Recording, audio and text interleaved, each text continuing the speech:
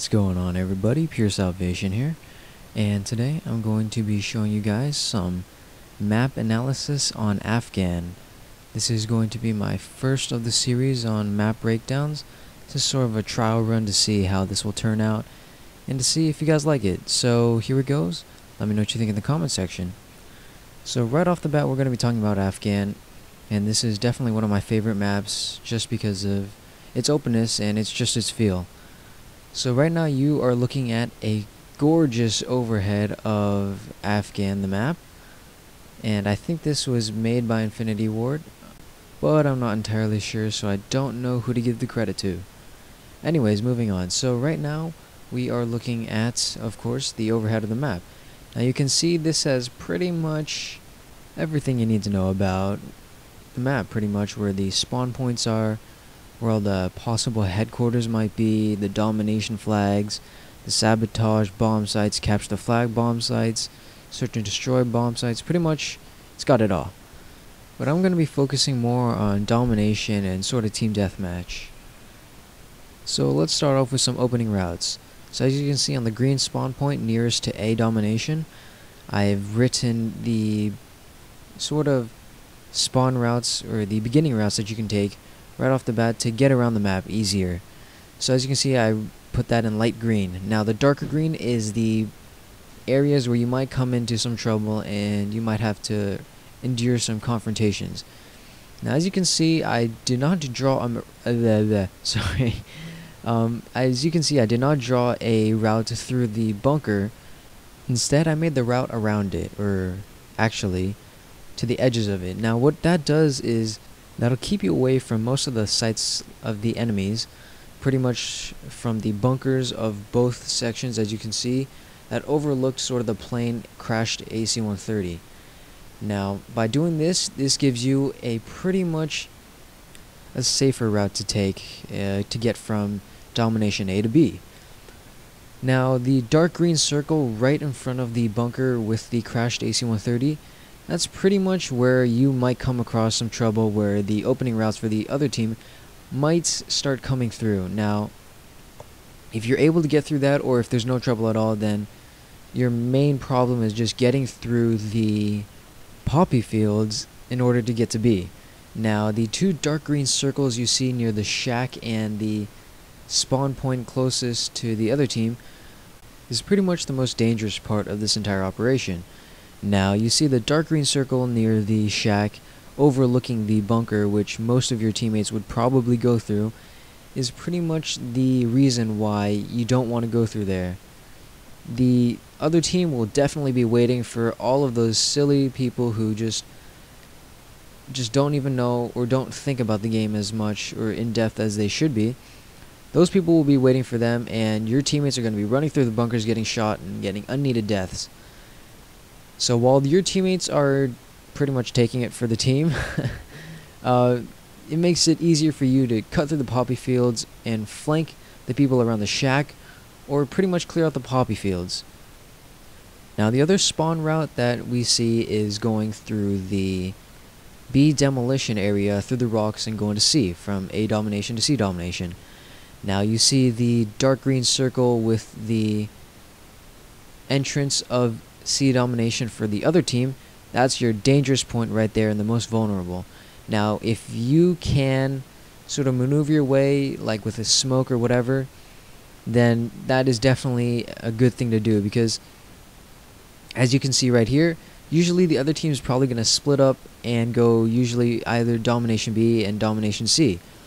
Now since they are closer to both C and B, they're going to be getting to those flags a lot faster. So what you should be doing is, once you get to the rocks area next to the cave, you should start taking your time, making sure that you've got a good line of sight. Now if you go in there sprinting, it's going to take you a little bit longer for you to get a hold of yourself when you are confronted by the other team, unless you have Lightweight Pro. Now the disadvantage of using Lightweight Pro is then you don't get to use stopping power, so it's pretty much a lose-lose situation both ways. So the way to counter that is to take it slowly. Once you get to the rocks or the entrance where the purplish whitish circle is, that's when you should definitely start taking it slow. So if you're able to clear it out that way, then C should be yours. Now if the situation is flipped and you're on the other's team spawn, I've drawn some beginning routes for you guys to take in dark purple, and the vulnerable / dangerous spots that you might encounter is pretty much purplish whitish circles. Now as you can see, it is much easier to get to each flag going from that spawn point area. Now I've pretty much drawn out the basic routes as the beginning routes that most people usually take. The beginning part of domination on Afghan is pretty much favored in the team of the red spawn, which is usually like Spetsnaz or something like that. So usually what you'll come across if you're going through the poppy fields on your way to domination B is the purplish circle, whitish circle near the bunker. Now some people on the green spawn team or the Rangers team, I'm not sure which one it is to be honest, but anyways, some people on the other team might be running marathon lightweight with UMPs and whatever and whatnot.